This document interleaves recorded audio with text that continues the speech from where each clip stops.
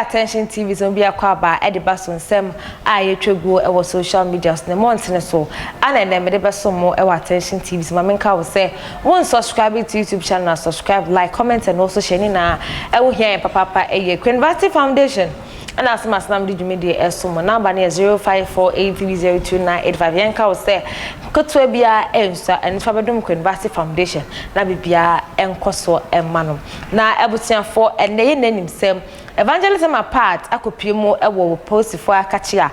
na no endra wode no kopiemu ewo court batemu a and the court ibo ni din Patricia Odro oseda bida anyane na mepe fi se edini ebia beka ho I just with the Reverend Doctor Evangelist from my part eka ho ansa na me Agradaa maje wo so ne nsem no ekoye bebre ye beko ne akwaje amane bono e de aba Agradaa eye na Agradaa ye na wa bepim e wo court me no kasa sisia Agradaa abelandi e wo court a eni ohwe na natade enra ye de hye no hye no eno a ene hye na wa bepim e wo court me no kasa de sisia e na Agradaa ba bedu wona ma bra kwampofo e wo hoi na chese bibia ama memo akwaba kire ba bia kodroe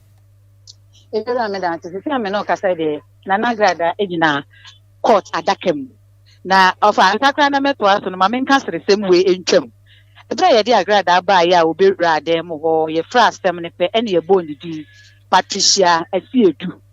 ma mi sori ko jina adakem a o se ono ye mfre ne Patricia Asiedu ne din be ne ye de fra wa o se ye fra me Reverend Doctor Patricia Odro Asiedu. Enti se Reverend Doctor ne nka ne din ho de ene ofa enya Agradaa ya ye nimu ya. Ene ama na just prosecutor no bebrebe nyina wante ade ba ko a uyi firi mu ama me Agradaa wonu ntam ebesei ene se wo beyi ne Reverend Doctor no sinchen. Ofa ene esi wa enya fam teto wo se enyo no ne ye frɛ no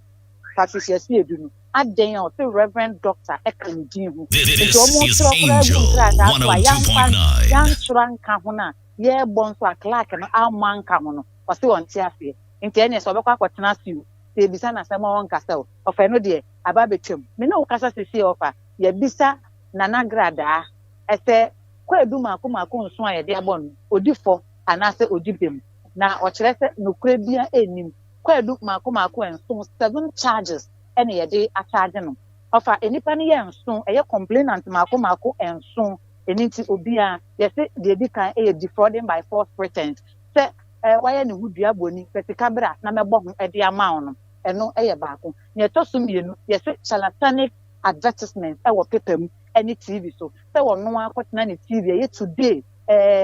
TV so o se o fesika bra na mebo ho ama o fesika bra me dane ne se e de ama no eno so ye kwa edu baako na etan se nipa ne ye mako ensunti e na kwa edu no mienu akese ene ya chema aye mako ensun ofa me no ka say Agradaa ye bisa na are you guilty or not guilty o se onye guilty kwa edu e de atu ne tuni na nukure bia enim ene Agradaa a lawyer judge asemani e na rap ene di na ti a o de na ba betna court dem a me no ka say sisi ade ye guso e bisa na sema o ma wie ye pe bill e de ama no se ye be ma Agradaa bill se ye ma ne bill no asem eguso ho na ofa enipa nso no me de mani fama me hu se nipa dodo na ba begu court ha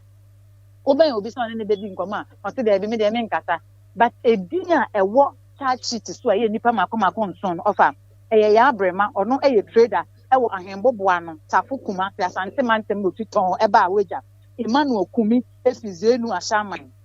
George Boatin efi oboatin ton no baye Grace Fortune oye hairdresser ewo Swedro itofi Swedro no baye Mary Arthur eyo kuani ebeka so ye farmer ofita krade ton ene baye Patricia Ankama enso efi Sunyane ene baye enipe mako enso ene ye complainant omuchem so makoba post for amanye se na Agradaa da o wotisi wo muntu na post for nche na fa no kasa de Agradaa ejina court adakema o se kwa edu nso a ye de abon nyina nokura bia enim ye nye wie ye enipa dodo nso ba begu ha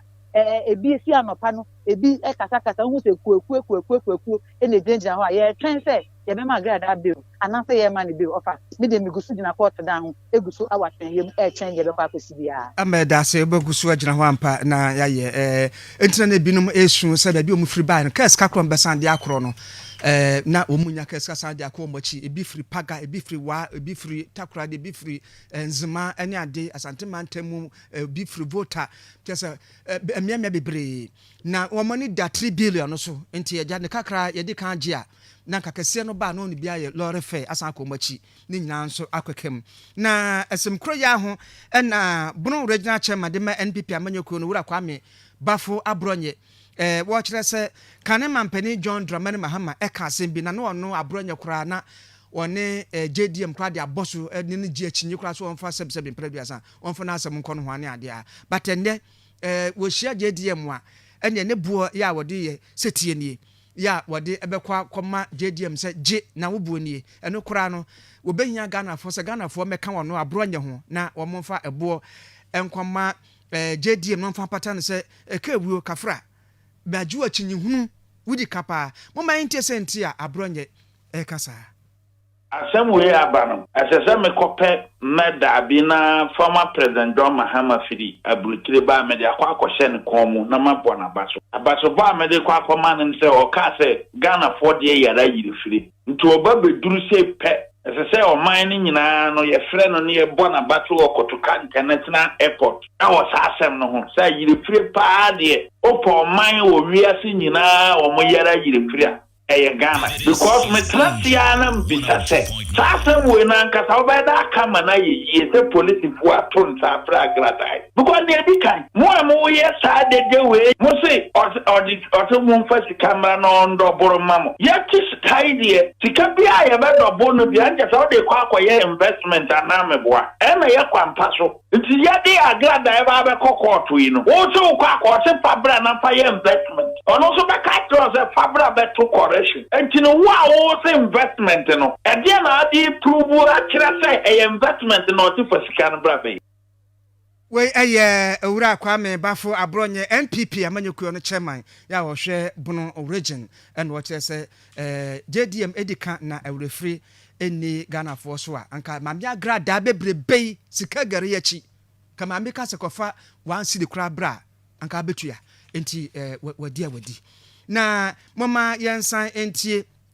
senia wode atudwa wo kiremu a wo se wode won kase pa na wode ema Ghana for ho no so eni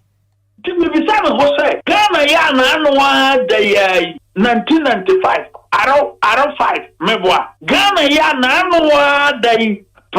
prime si ya enipa wu bebrebe nano ada ya TK amasamba ya enipa wu bebrebe nano ada ya men's gold yene mu nkrofo bi no okroma ti sana yemsi ya ka o manya stroke o munya recover enti se no no